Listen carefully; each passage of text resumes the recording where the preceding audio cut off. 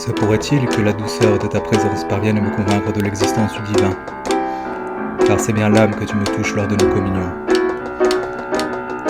Nulle sensation n'égale l'ivresse de nos instants partagés qui se meuvent dans d'intenses souvenirs que j'emporterai volontiers par-delà la tombe.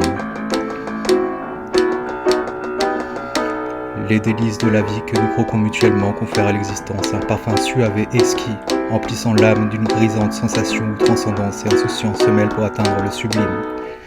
Dévorons ensemble ce fruit interdit sans se soucier des lendemains, et si cet acte défendu devait attirer sur nous le courroux céleste, mon corps se dresserait tel un bouclier pour te préserver de ses foudres. En revanche, si le jardin d'Éden nous était ouvert, je le délaisserais pour celui d'Épicure, et je jouerais de toi comme on caresse une harpe, comme on palpe un piano, comme on griffe une guitare. Rien n'est plus sensuel dans la musique que lorsque s'y ajoute le timbre et l'harmonie de tes feulements, après nos parades félines. Tu demeures le sourire de ma Joconde, la perle de ma jeune fille, l'escarpolette de mes hasards heureux, le firmament de ma nuit étoilée. Je serai un loup quand il le faut, mais je saurai aussi être un roseau. Tu resteras celle qui anime mon esprit, si ce n'est pour l'éternité, du moins le temps de mon passage sur cette terre. Et si le diable devait m'emporter, la douceur de nos instants passés suffirait à me faire endurer des temps infinis de torture et de souffrance, le sourire aux lèvres.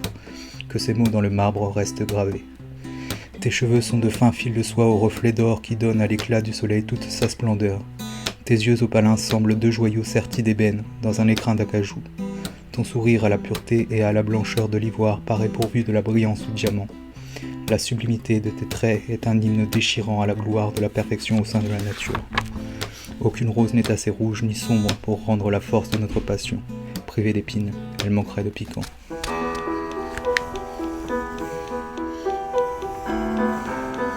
Sans toi, la vie ne vaudrait pas d'être vécue, car elle perdrait ses couleurs, ses saveurs, ses effluves. Elle serait comme privée de ses sensations sublimant chaque seconde, décharnée, dépouillée de toute consistance, de toute substance, de toute essence, de toute pulpe. Tu es une étoile baignant de ses rayons le monde qui t'entoure. La chaleur de ton sourire sait réchauffer les cœurs et chasser les ombres qui y demeurent.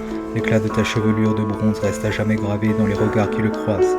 Les instants passés à tes côtés ressemblent à un voyage aux confins de la terre vers quelque île paradisiaque, aux eaux turquoises et au sable blanc, aux parfums de vanille et d'épices, aux volcans et aux cascades ronronnants, où l'on coule des jours heureux. Tes yeux emplis de malice et de sagesse paraissent deux fenêtres ouvertes sur ton âme faite de tendresse et de passion. Toutes les années de l'hiver, passées à venir, ne pourraient suffire à bâtir le reflet de l'homme que tu mérites. Toutefois, je prétends au titre de celui qui trouvera ta grâce et cueillera ta rose pour te plaire. Tu allumes en moi un puissant brasier consumant chaque partie de mon être, et bien que passe le temps, le feu brûle encore et toujours, sempiternel, inextinguible.